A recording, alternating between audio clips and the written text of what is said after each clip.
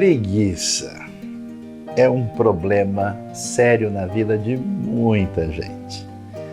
A Bíblia nos fala sobre isso e nos fala de uma maneira muito especial e interessante. Em Provérbios 22, Deus nos adverte de uma maneira muito cômica, inclusive, quando diz o que o preguiçoso está dizendo: olha, eu não vou sair, tem um leão lá fora, o leão vai me pegar. Nós precisamos entender que a vida é séria. E quando nós não entendemos quem Deus é, o que Ele faz na nossa vida e a responsabilidade do dia a dia, o que dá para construir, nós nos entregamos à preguiça. Nada de fazer isso e de abandonar a responsabilidade séria na vida chega de preguiça.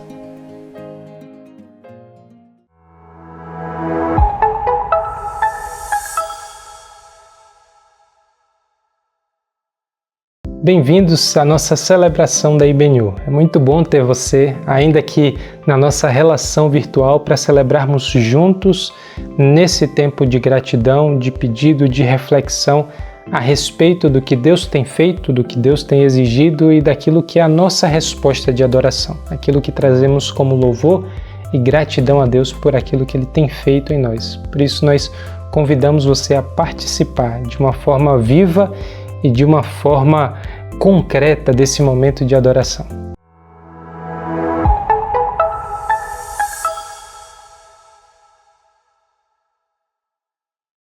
Oh, que tremenda graça! Oh, que infalível amor! Tomou o meu lugar, a minha cruz levou. Você deu sua vida, estou liberto enfim.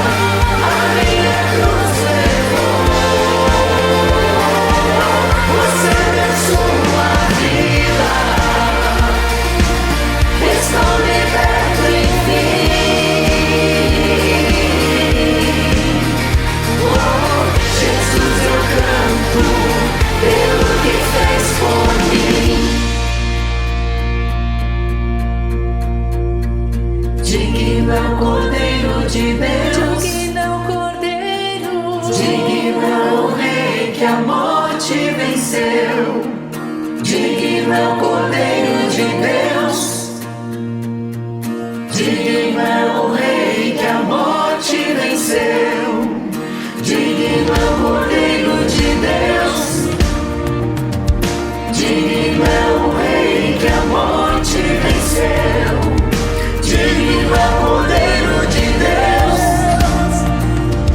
digno é o Rei. Oh, que tremenda graça, oh, que falido amor, tomou o meu lugar, a minha cruz levou, você deu sua vida, estou liberto enfim.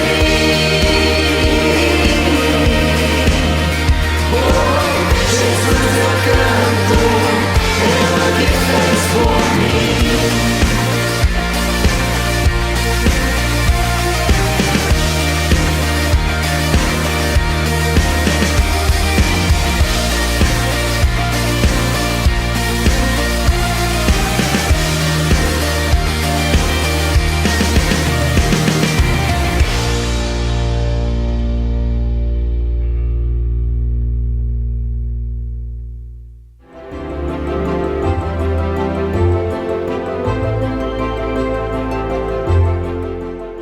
Deus é bom, queridos. Deus é muito bom.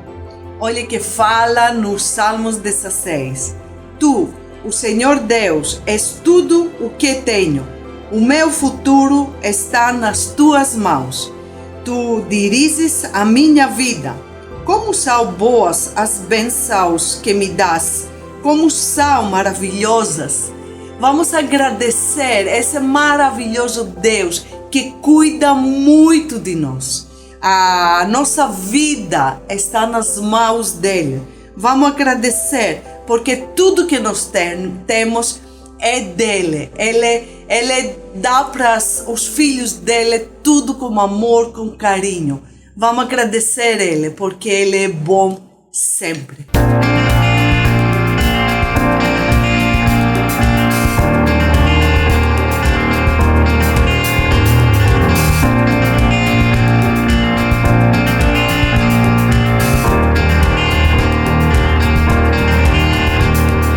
Graça me alcançou, pra ti quero viver, compartilhar o teu grande amor. O que podemos ser na vida de alguém depende tão somente de nós. Se eu não for, quem irá? Se eu não estender as mãos, quem o fará? Quem morrer, me entregar e dizer ao mundo que Jesus voltará, até que ele venha, até que ele venha. Cristo a esperança que ao mundo vou levar, até que ele venha, até que ele venha. Ele é a razão que me faz continuar.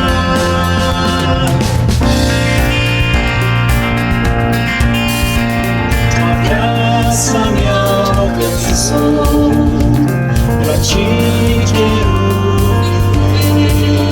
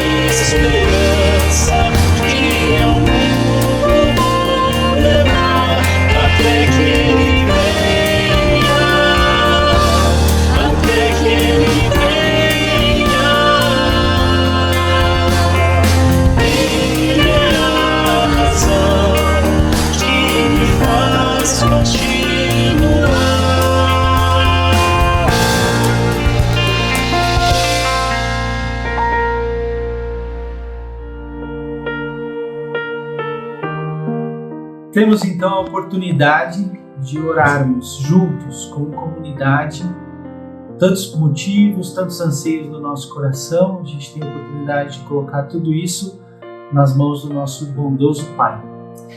Senhor Jesus, nosso Senhor, nosso Pai, nós queremos Te agradecer pela nossa comunidade, pela oportunidade que temos de levantar as nossas vozes, de colocar o nosso coração diante de Ti, por todos os nossos anseios do nosso coração, de agradecer por tudo que o Senhor tem feito na história de cada um, na história da comunidade, na história da nossa cidade, do nosso entorno, e de tudo que o Senhor fez e ainda vai fazer por meio das nossas vidas, nos usando apesar de não merecermos.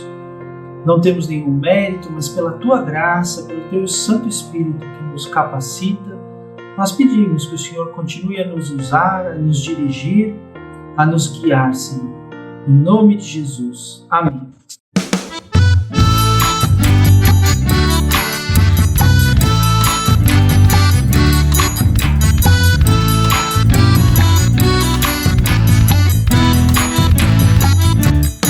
Somos eleitos do mundo, sal da terra, povo escolhido para falar da salvação, para socorrer aquele que está aflito e é sofrido, que tem falta de pão. Meu compromisso é com o povo brasileiro, migrado por inteiro para cumprir esta missão. O compromisso de pregar o evangelho, sermos a luz sobre a luz e a escuridão. Eu vou pareando meu Brasil, eu sou lamparina da nação. Vem cá, se achegue mais ao meu amigo, o Pai te chama a fazer parte da missão. Eu vou pareando meu Brasil, eu sou lamparina da nação. Vem cá, se achegue mais ao meu amigo, o Pai te chama a fazer parte da missão.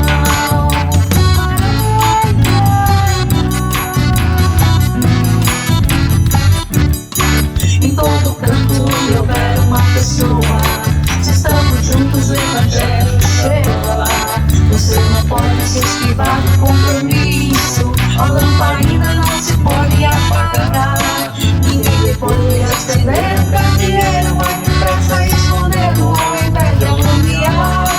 Por isso vamos fé, ordem de Jesus, pois aonde chega a luz as trevas vão se retirar. Eu vou pareando meu Brasil, eu sou lamparina da nação. Vem cá, se achegue mais ao meu amigo, o Pai te chama a fazer parte da missão. Eu vou pareando meu Brasil, eu sou lamparina da nação. Vem cá, se achegue mais ao meu amigo, o Pai te chama a fazer parte da missão.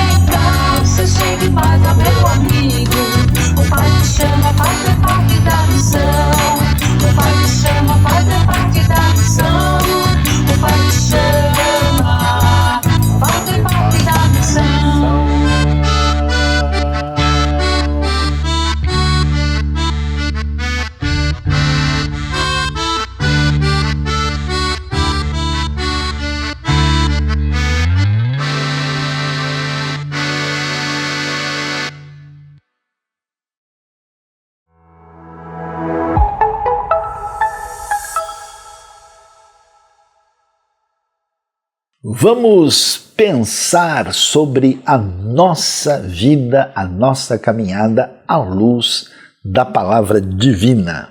Você é meu convidado agora a abrir a mente, o coração e refletir sobre o que Deus nos revela nas Escrituras, na Bíblia, que nos orientam na nossa caminhada aqui diante dele e diante da realidade à nossa volta. E hoje nós vamos pensar, refletir, meditar sobre um tema que chama atenção.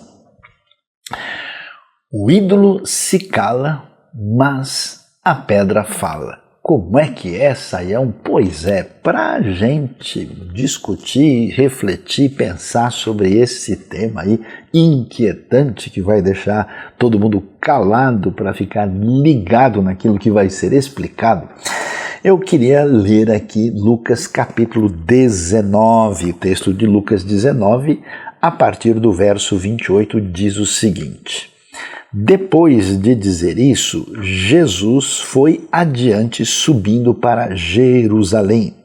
Ao aproximar-se de Betfagé e de Betânia, no monte chamado das Oliveiras, enviou 2 dos seus discípulos, dizendo-lhes: Vão ao povoado que está adiante, e ao entrar encontrarão um jumentinho amarrado, no qual ninguém jamais montou. Desamarrem-no e tragam-no aqui. Se alguém lhes perguntar por que o estão desamarrando, digam-lhe: o Senhor precisa dele. Os que tinham sido enviados foram e encontraram o animal exatamente como ele lhes tinha dito. Quando estavam desamarrando o jumentinho, os seus donos lhes perguntaram: por que vocês estão desamarrando o jumentinho? Eles responderam: o Senhor precisa dele. Levaram-no a Jesus, lançaram seus mantos sobre o jumentinho e fizeram que Jesus montasse nele. Enquanto ele prosseguia, o povo estendia os seus mantos pelo caminho. Quando ele já estava perto da descida do Monte das Oliveiras, toda a multidão dos discípulos começou a louvar a Deus alegremente e em alta voz por todos os milagres que tinham visto. Exclamavam: Bendito é o Rei que vem em nome do Senhor, paz no céu e glória nas alturas. Alguns dos fariseus que estavam no meio da multidão disseram a Jesus: Mestre, repreende os teus discípulos. Eu lhes digo, respondeu ele, se eles se calarem, as pedras clamarão. Uau! O que nós temos aqui nesse texto tão emblemático da Bíblia que nos fala sobre inclusive essa frase que tanta gente ouve e repete, que faz o desfecho aqui quando Jesus diz: se os discípulos, se eles se calarem, as pedras clamarão. Pois é, o que está acontecendo? Você vai se lembrar, nós estamos aqui na ocasião da semana da Páscoa em Jerusalém. Páscoa é a festa judaica, a festa do Pessach, quando se comemora a libertação do Egito. Então você pode viajar comigo no tempo e pensar naqueles milhares de peregrinos, de pessoas que se deslocam de várias partes de Israel e até mesmo de outros lugares no exterior para estar em Jerusalém na Páscoa e poder chegar ali ao templo do Senhor, que está na cidade mais emblemática da história da fé, e ali naquela movimentação Jesus está ali uma semana antes, no famoso momento que é chamado Domingo de Ramos. E aqui nós temos, Lucas, com bastante detalhamento, nos fala sobre a entrada triunfal de Jesus, e você pode acompanhar o detalhe, uma das grandes marcas dessa autenticidade do relato bíblico é a especificidade geográfica. Então o que a gente lê, quando Jesus vai subindo para Jerusalém, então a gente sempre tem a partir do Vale do Jordão, subindo na direção da cidade, que tem cerca de 800 metros de altura. Ele se aproxima de Betfagé e de Betânia, que são aldeiazinhas junto ali a Jerusalém, e chega ao monte chamado das Oliveiras, que fica na parte leste, na parte oriental, um pouco mais elevado, inclusive, do que a área propriamente onde está o chamado Monte Moriá, que é o Monte do Templo. E assim, ele envia os discípulos, e nós vamos ver aqui um elemento muito significativo nos evangelhos que vai deixar claro para nós quem é Jesus. Jesus é apresentado no Novo Testamento com clareza como aquele que é profeta, sacerdote e rei, além de ficar claro também que ele é divino. E quando a gente pensa nisso, mas Sayão, que diferença faz ser profeta, ser sacerdote, ser rei? Então a gente não faz ideia da enormidade, da grandiosidade que está presente nessas palavras. A questão dos caminhos que as pessoas traçam nas suas vidas no mundo está muito relacionado com as palavras. As palavras são fundamentais. As palavras elas se relacionam com a realidade de modo a construir, a ter uma espécie de santo enfrentamento do mundo.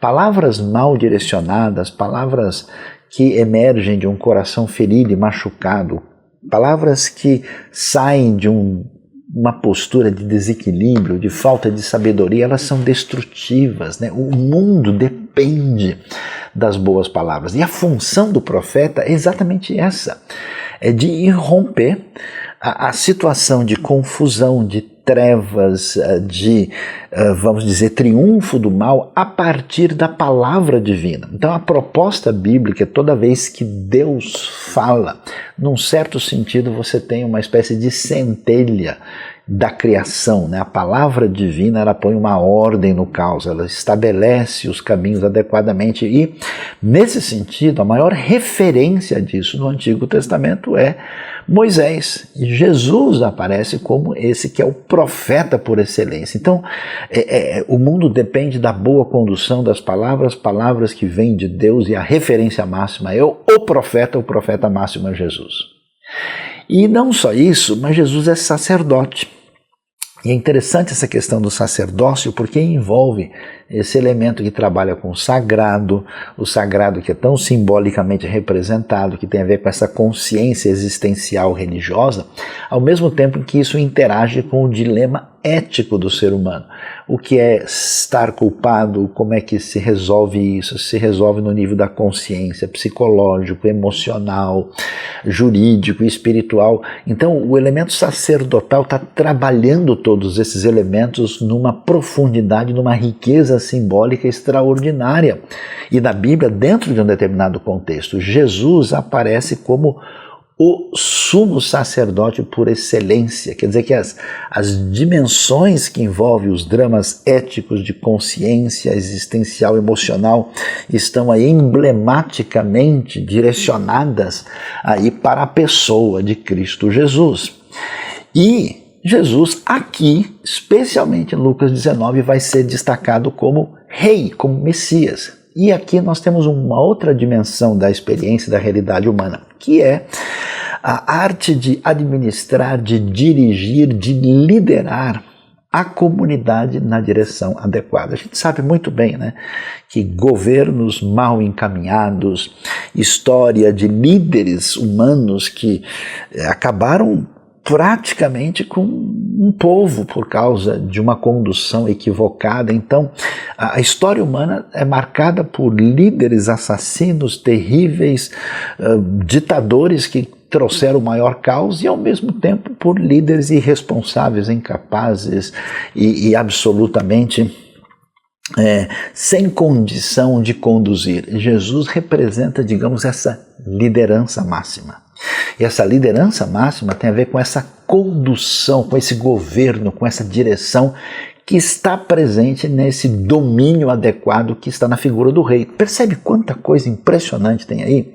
E aí é curioso, porque nós estamos num ambiente de religiosidade contaminada em Jerusalém, num ambiente de opressão política muito problemática, que inclusive isso meio que aparece com força nessa época da Páscoa, e Jesus vai lá, e aqui nós vamos ter um momento meio que de destaque especial para a sua posição como alguém que é Messias, que é rei. E o que é curioso, todo mundo aguardava um rei de uma maneira muito diferente. Todo mundo achava que o rei viria aí com tropas, com exércitos, e aliás, se ele chegasse, ele tinha que vir num cavalo, e um cavalo muito bom para mostrar o seu poder, a sua força, conforme os critérios daquele mundo antigo. E o que é impressionante? Jesus chega aqui num jumentinho. E olha só, com atenção, o que o texto mostra para a gente, a maneira como isso acontece, é emblemática, né? Por quê?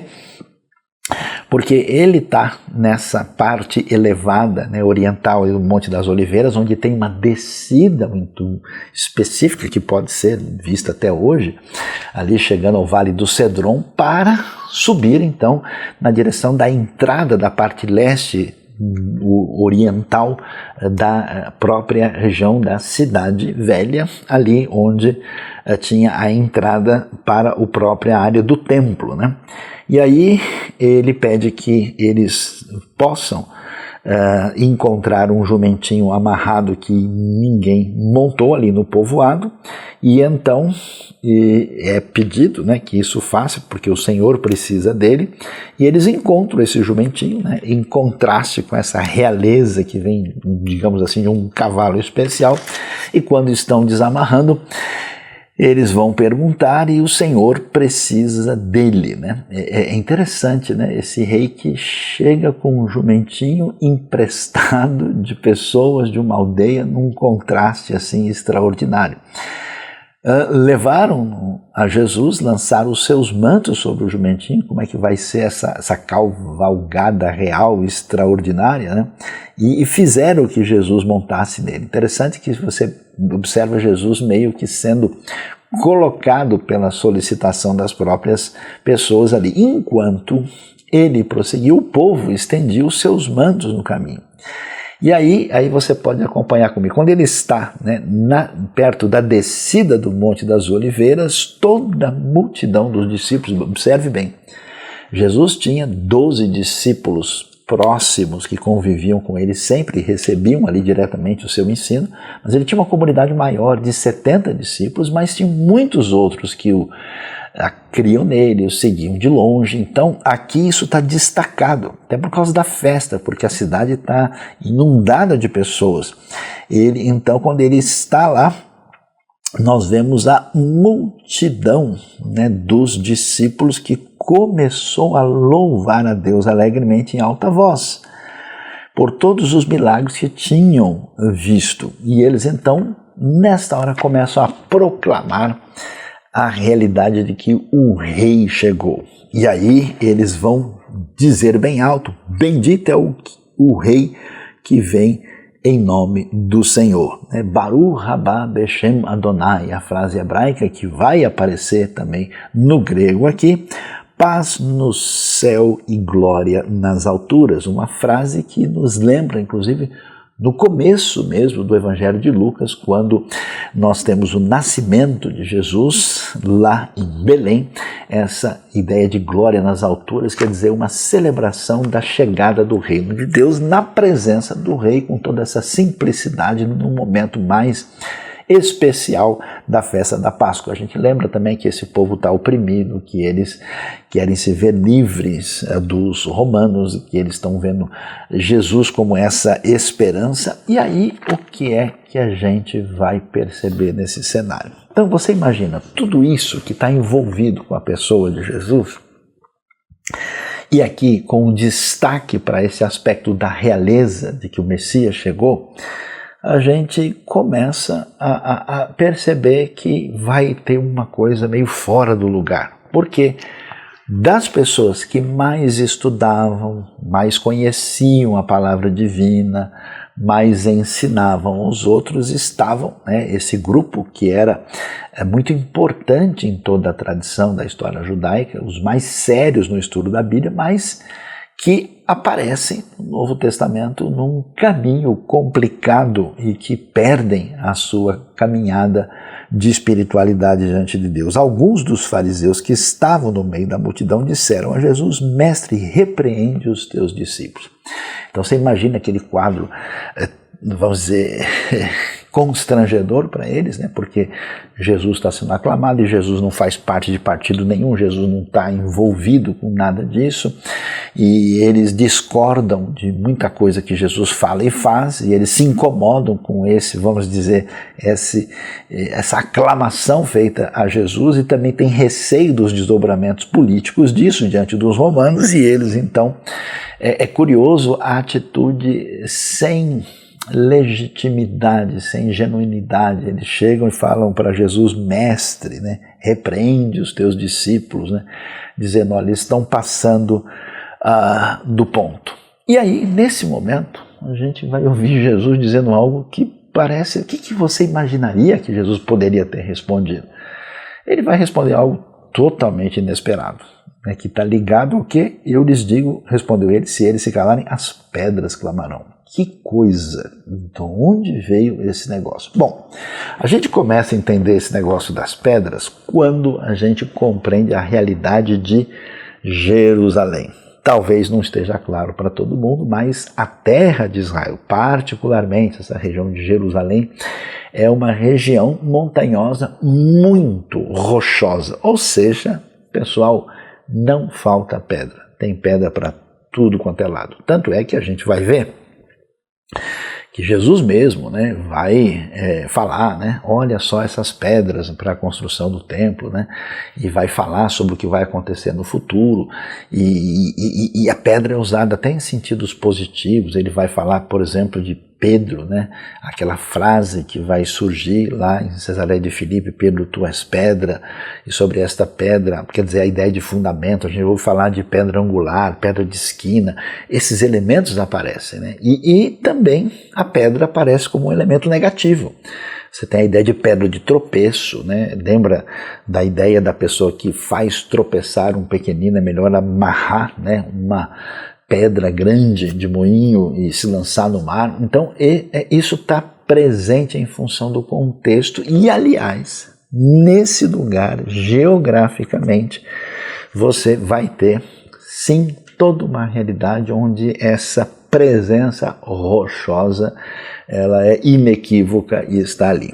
Agora, uma coisa curiosa é que esses elementos, e que inclui também a pedra, historicamente sempre estiveram na realidade do Israel antigo de maneira negativa. Inclusive, essa frase, os bons estudiosos que refletem sobre a Bíblia, eles vão com razão afirmar que ela tem uma fonte de inspiração que aparece no livro de Abacuque. Abacuque, capítulo 2, vai nos trazer uma palavra a respeito do que nós vamos encontrar aqui. Então preste atenção comigo, o que acontece? No tempo de Abacuque houve a invasão da Babilônia. A Babilônia chega conquistando toda a região e vai conquistar a terra de Judá, vai conquistar Jerusalém, vai destruir Jerusalém. E Abacuque fica transtornado com isso, ele apresenta a sua crítica, o seu questionamento a Deus, como é que Deus não está fazendo alguma coisa em relação a isso, e Deus então vai acalmar Abacuque dizendo que é necessário entender que tem o agir divino no momento certo, e ele diz que toda maldade, no final das contas, receberá a sua paga, e que o justo deve prosseguir e viver da sua emuná, da sua fé, da sua fidelidade. E quando Deus diz que o julgamento vai chegar, no capítulo 2 ele apresenta 5 ais que estão ali apresentados, e um deles é sobre idolatria. Você quer ver que coisa interessante? O que é que os versículos do texto de Abacuque 2, versículo 18 e 19 diz? O texto fala o seguinte: de que vale uma imagem feita por um escultor, ou um ídolo de metal que ensina mentiras? Pois aquele que o faz confia em sua própria criação, fazendo ídolos incapazes de falar.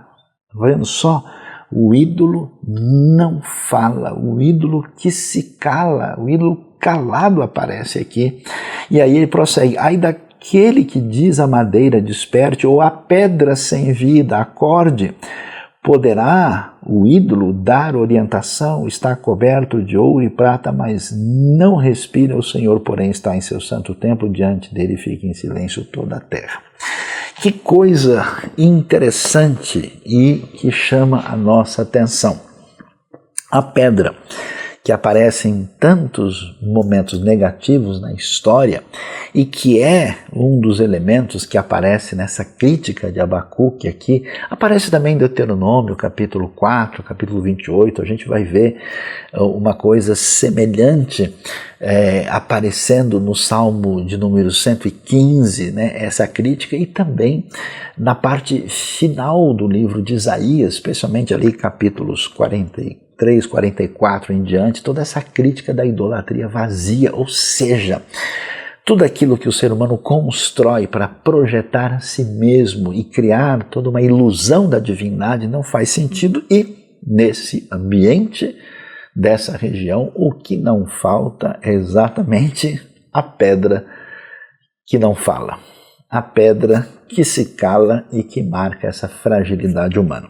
Mas quando a gente entende isso, a gente agora, né, vai olhar para esse momento e diz: mas espera aí, Sayão, ok, havia influências externas, com certeza, no mundo romano, no mundo grego, o que não falta, né, o que a gente vai encontrar é pedra que se cala. Na história da idolatria israelita, você vai ter também essa realidade descrita várias vezes no texto. Mas chega agora, a gente, pelo contrário, a gente não tem nenhum silêncio, a gente tem a multidão, o pessoal fazendo barulho, o pessoal clamando. Os textos paralelos vão dizer, né, Hosana, salva-nos, Senhor, né? E aí nós temos o bendito ao que vem em nome do Senhor, paz na terra, glória aí nos céus, tudo isso acontecendo, e de repente surge uma coisa impensável. Nós vamos encontrar as pessoas mais especiais, que deveriam ser aqueles que não dão atenção à pedra que se cala, porque eles se opõem à idolatria, eles rejeitam esse descaminho, e eles deveriam ter ouvido muito bem o Deus que fala.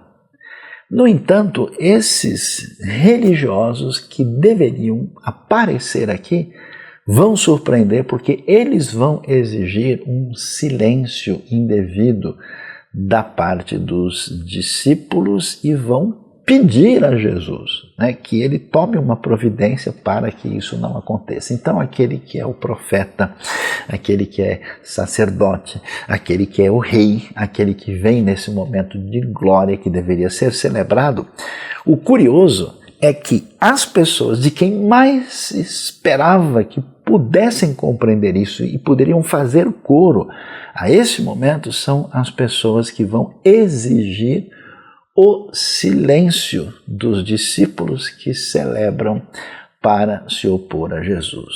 Isso chama a nossa atenção, e agora a gente vai chegando na frase que Jesus diz. A gente pergunta: mas que história é essa?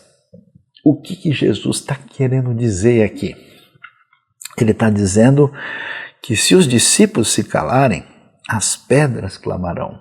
A gente pode pensar que Jesus teria muitas opções, né, de resposta para dar para os fariseus. Ele poderia muito bem dizer aí algo ligado às próprias profecias, do tipo: olha, vocês estão falando esse tipo de coisa, vocês estão entrando com esse conselho absurdo, mas eu vou dizer para vocês que, conforme Zacarias capítulo 9, verso 9, que fala que o rei haveria de chegar montado no jumentinho, agora está se cumprindo as escrituras. Jesus poderia entrar, digamos assim, num debate teológico e humilhar os seus opositores para tentar mostrar o que estava acontecendo. E é interessante que a gente vê a multidão toda ali celebrando, e o texto diz para a gente que eles faziam isso porque eles tinham visto muitos milagres. E Jesus está ali, já que ele está sendo celebrado como rei, Não custa nada Jesus fazer uma série de milagres ali na frente deles e, vamos dizer, aí sim deixar aqueles religiosos calados. Ou até Jesus poderia, digamos assim, partir por alguma outra atitude que denunciasse a hipocrisia, né? Até porque eles chegam diante deles, ó mestre e tal, e ele poderia dar uma palavra dura. É interessante que Jesus não vai por nenhum desses caminhos. A frase dele emblemática, e até hoje, os estudiosos refletem e pensam na possibilidade do que exatamente ele está falando e, finalmente, por que ele diz uma coisa dessa. Aí a gente pensa, o que acontece aqui? Uma possibilidade é a seguinte, que será que Jesus de fato, na sua condição de Messias e que está cumprindo os propósitos do Pai, precisa de alguma coisa no sentido que, olha, não, os discípulos precisam continuar falando, porque senão, entendeu, a gente não vai fechar o nosso cortejo aqui. Será que Jesus tem que dar satisfação e responder a esses religiosos que têm os seus caminhos desencontrados? Uma possibilidade é que a gente evoca um elemento que vem lá de trás, presente em toda a história bíblica, que a criação, o mundo extra-humano, muito além da realidade antropológica, está consciente, num certo sentido, dos planos de Deus. Então, tipo assim, eu não preciso do reconhecimento de vocês, nem mesmo dos meus discípulos, e se eles não falarem aquilo que Deus está fazendo, o que Deus projetou, o que Deus definiu, o que o Pai definiu e que eu estou executando, ainda que toda essa realidade humana não venha proclamar, as pedras clamarão. E a gente lembra de textos, por exemplo, como Isaías 55:12, que fala que as árvores vão pular de alegria, né? Vários textos mencionam essa participação, ainda que numa construção poética, bonita, da criação em torno daquilo que envolve o projeto de Deus. É interessante que a missão que envolve a missão da igreja, ela tem a ver com essa proclamação. E às vezes a gente fica aflito, fala, mas se a gente não fizer essa proclamação, eu acho que vai dar tudo errado e tudo vai falhar. Aqui a gente observa, não é o caso, porque a criação faz parte, digamos assim, dessa santa conspiração que reconhece quem Jesus é. O outro elemento que aparece ali, e que a gente não sabe e que chama a nossa atenção, é o fato de que pertinho, né, ali dessa entrada por onde Jesus vai chegar, nesse caminho que sai do Monte das Oliveiras, atravessa o Vale do Cedron e vai na direção da parte oriental da entrada do templo, nós temos muitas sepulturas e, diferentemente de muitos lugares, são sepulturas com lápides, né, de pedra e até com pedras em cima. Então, o que não falta ali? Aliás, naquela região está o cemitério judaico mais antigo do mundo. Existem algumas ali, alguns túmulos, algumas sepulturas com milhares de anos. E já existia isso na época de Jesus.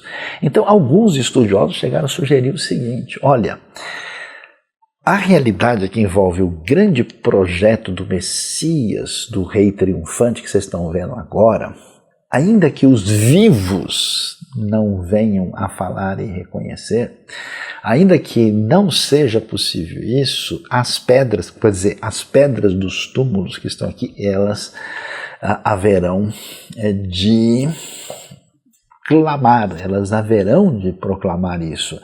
E alguns até sugerem isso pelo fato de que o tempo do verbo lá em Lucas está no futuro, né? Então o texto vai dizer que as pedras clamarão, talvez com uma referência até mesmo escatológica, talvez futura, dizendo algo do tipo para informar, né, que até mesmo os mortos vão reconhecer essa realidade de que o rei chegou.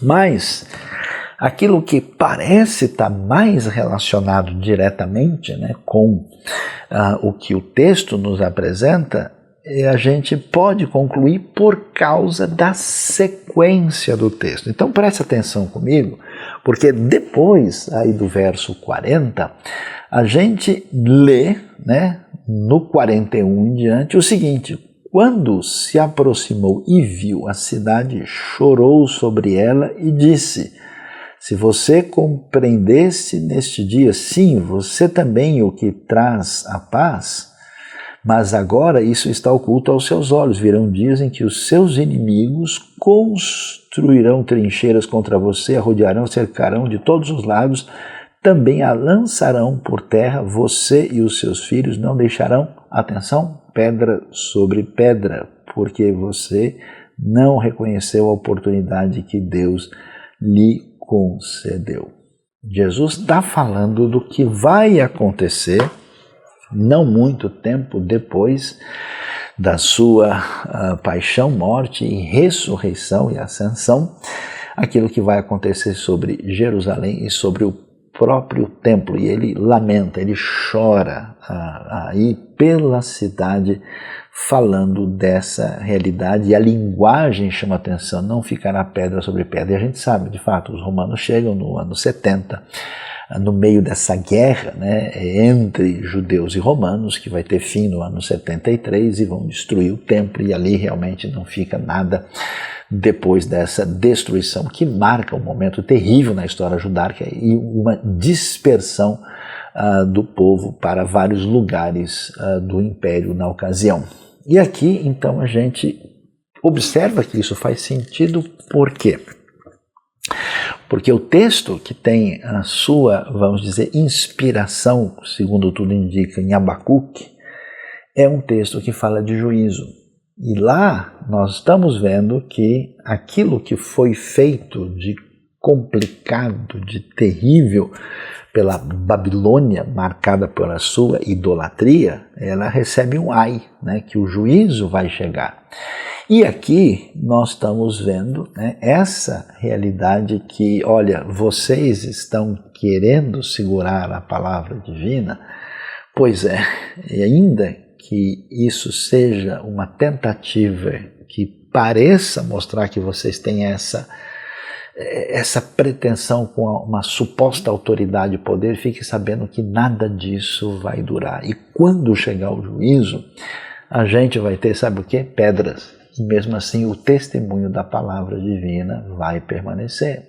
As pedras vão clamar, ainda que tudo isso se vá, ninguém pode impedir a proposta, aquilo que Deus tem a apresentar para anunciar a verdade da chegada do reino de Deus e da salvação.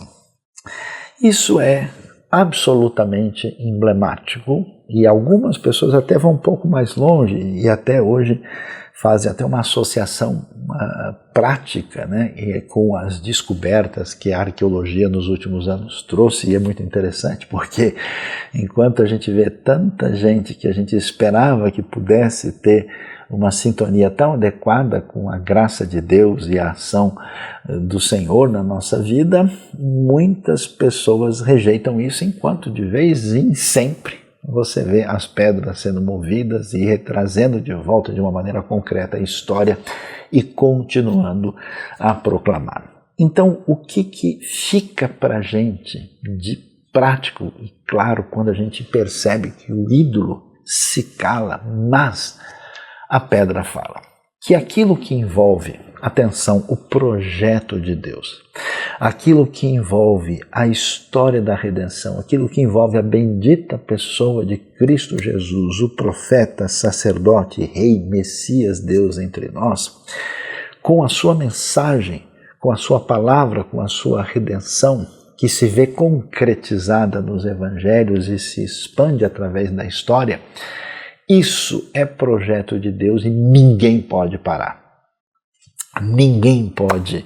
O mundo dos ídolos mudos, o mundo das construções humanas que não chegam em lugar nenhum, não são páreo para a realidade divina, que é tão preponderante que mesmo que ela seja completamente, entre aspas, impedida pelos seres humanos, ainda assim as pedras vão clamar, quer seja por meio da criação, quer seja pelos atos de juízo com aquilo que fica da marca do que aconteceu na história deixada pelo próprio Deus, quer seja pela esperança escatológica que envolve a ressurreição dos mortos. Agora, o que fica para nós de lição é que a gente precisa tomar um cuidado especial, porque muita gente da comunidade da fé, a gente deve perguntar de que lado a gente está. Tem muita gente que acha que no seu compromisso com Deus quase que virou um ídolo mudo, virou pedra.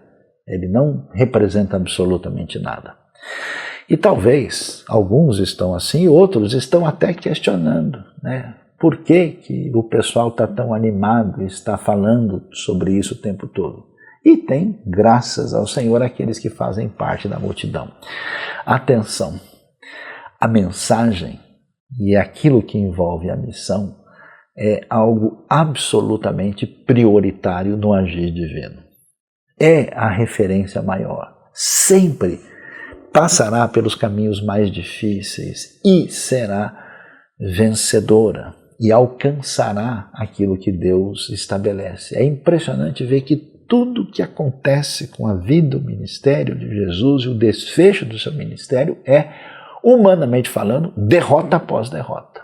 Por isso a gente até entende a cabeça desses religiosos fariseus, porque Jesus realmente não parece nada promissor para quem está querendo uma libertação e uma vida, entre aspas, abençoada por parte daquilo que envolveria a ação poderosa de Deus. No entanto, aquilo que tem a ver com o agir divino não vem de cavalo, vem de jumentinho.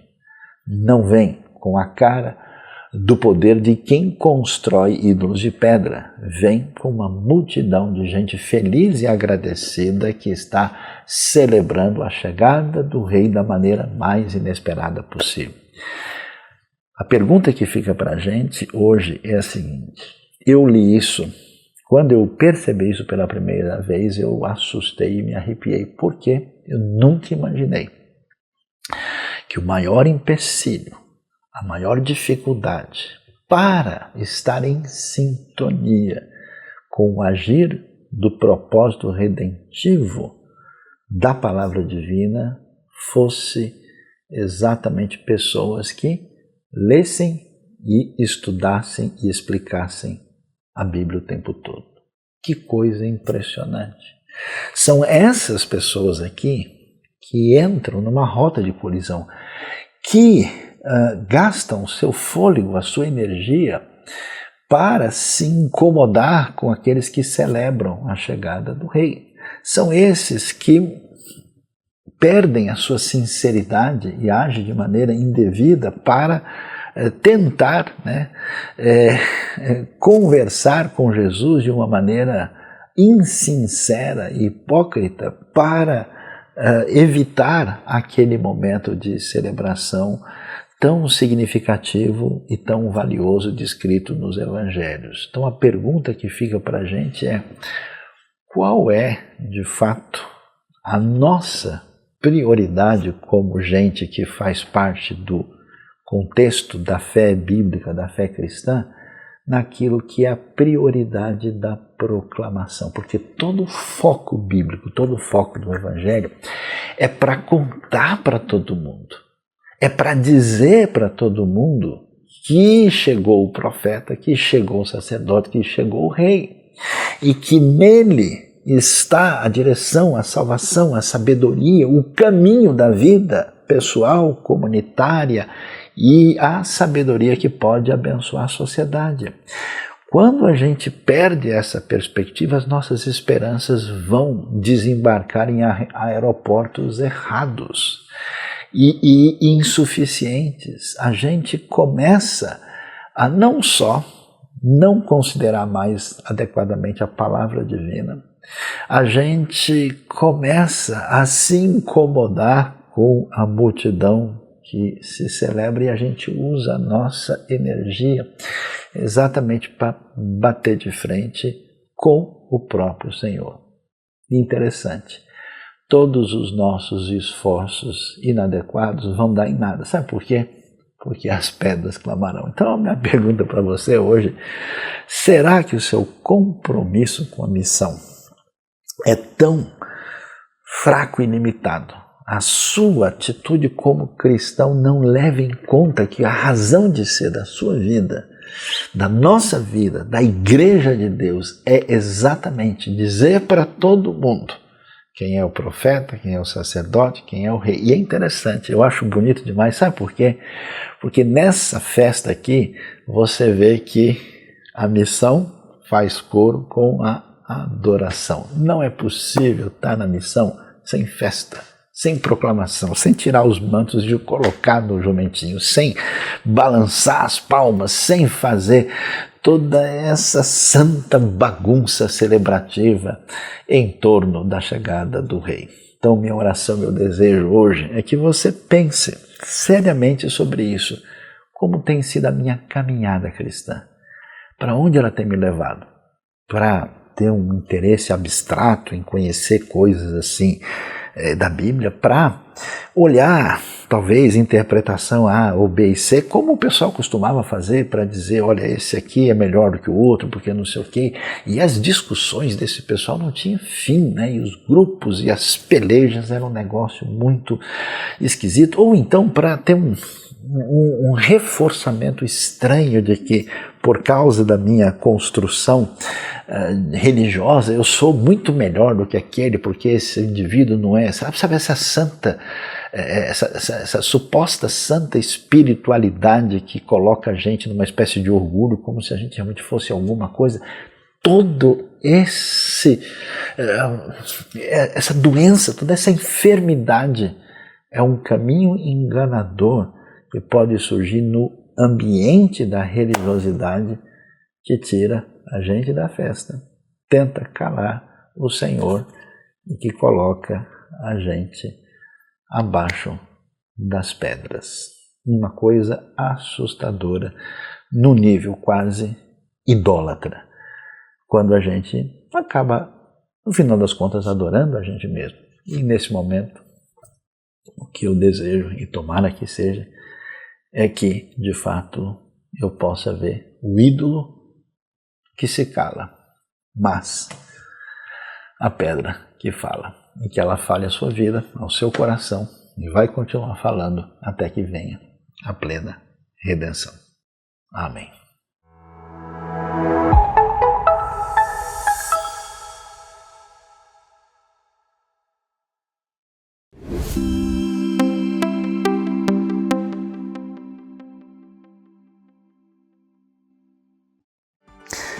Na IBNU, muitas pessoas me dizem, olá, pastor Sayão.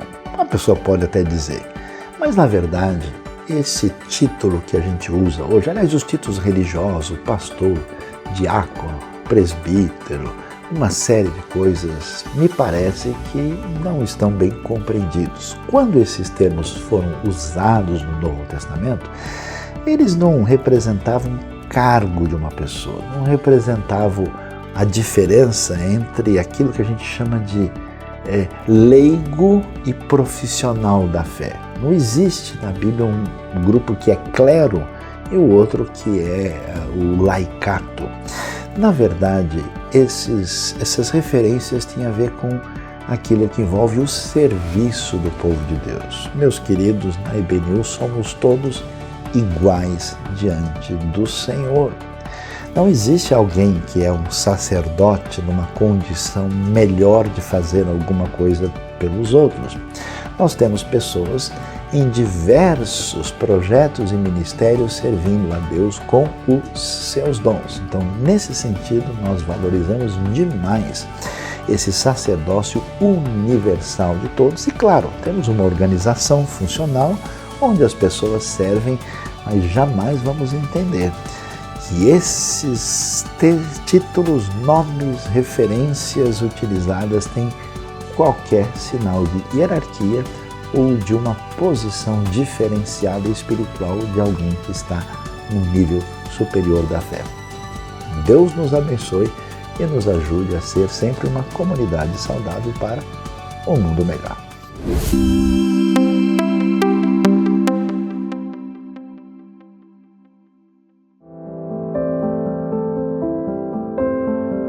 Deus tem nos dado a alegria e a oportunidade de sermos sal e luz, como o próprio texto bíblico vai nos orientar, e também sermos bênção na vida das pessoas que têm chegado até nós. Por isso eu convido você a colocar a sua vida diante do Senhor, colocar as suas habilidades, as suas aptidões e também todos os recursos que você tem, porque como a gente fala aqui na IBNU, não existe nada que passe nas nossas mãos que não tenha vindo da mão de Deus. Então dedicar isso ao Senhor é a forma mais sábia de viver. Convido você a colocar isso diante do Senhor e participar conosco na bênção que Deus está derramando sobre a vida das pessoas em vários lugares do mundo. Convido você a orar comigo, colocando os seus bens, a sua vida, a sua habilidade nas mãos do Senhor para que seja utilizada da melhor forma possível. Vamos orar? Pai, nós te agradecemos porque o Senhor tem aberto portas, o Senhor tem nos dado oportunidade, tem nos dado sabedoria e tem encaminhado as ações da Igreja Batista Nações Unidas para ser canal de bênção na vida das pessoas que têm chegado até nós. Muitas pessoas têm mandado mensagem, têm agradecido pelos conteúdos gerados aqui por esse canal do YouTube e também pela forma direta de ação concreta, presencial que a IBNU tem feito na vida dessas pessoas em várias regiões do Brasil e do mundo. Por isso te pedimos que o teu Santo Espírito derrame sobre essa igreja sabedoria na administração dos recursos, na aplicação deles para a expansão do teu reino, para o apoio em causas humanitárias também, em lugares que a necessidade é urgente, que o Senhor nos oriente em como devemos fazer todas essas coisas. E também, ó Pai, colocamos a nossa vida, as nossas ações, as nossas atitudes, a forma como temos lidado com os recursos que o Senhor tem colocado em nossas mãos, que a sabedoria do Teu Santo Espírito possa também inundar nossas mentes, para que nós apliquemos tudo da forma como o Senhor quer, tanto para o nosso próprio benefício, como para o benefício da comunidade, para o benefício do Teu reino. Assim oramos, agradecidos por tudo, no nome do Teu Filho amado Jesus. Amém.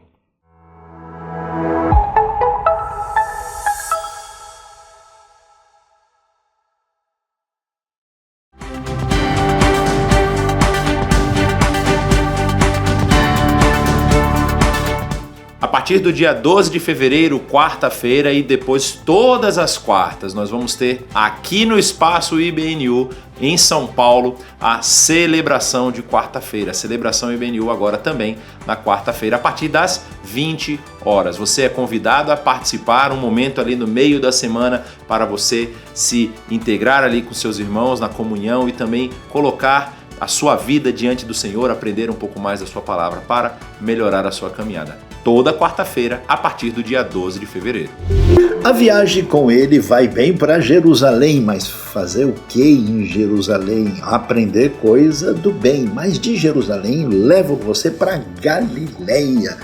Sim, a Galileia, que é a Galileia do Sermão do Monte, quando Jesus fala dos bem-aventurados, das bem-aventuranças, macários no grego. Por isso, na IBNU nós estamos iniciando o nosso curso de Teologia Cristã Macários, com vários professores, todos de altíssima capacidade e formação na área de teologia, para falar sobre Deus, sobre Cristo, sobre o Espírito Santo, sobre a igreja, sobre escatologia, sobre quem é o ser humano, um curso com certificado da IBNU que você pode fazer e deve fazer para se preparar. Aguarde, porque tudo começa no dia 25 de fevereiro. Se inscreva, faça parte, curso Macários, Teologia Cristã para abençoar a vida do povo de Deus. Não se esqueça, faça parte, seja você também um aluno desse curso especial com os professores da IBNU. Uma alegria muito grande ter você conosco na nossa celebração IBNU. Você cantou, você ouviu uma parte da palavra do Senhor. Espero que isso impacte o seu coração, impacte a sua vida e transforme a forma como você tem vivido os seus dias. Mas nós convidamos você a fazer parte da missão, a divulgar esse conteúdo, a entregar esse conteúdo para o maior número de pessoas possível, para abençoar a vida deles também. Caso você não tenha feito a inscrição no nosso canal aqui, se inscreva, ative o sininho para você receber todas as notificações e também nos acompanhe nas nossas redes sociais, Facebook e Instagram, porque lá nós postamos vários eventos e várias atividades que a IBNU tem desenvolvido. Deus o abençoe, semana que vem estamos aqui de novo.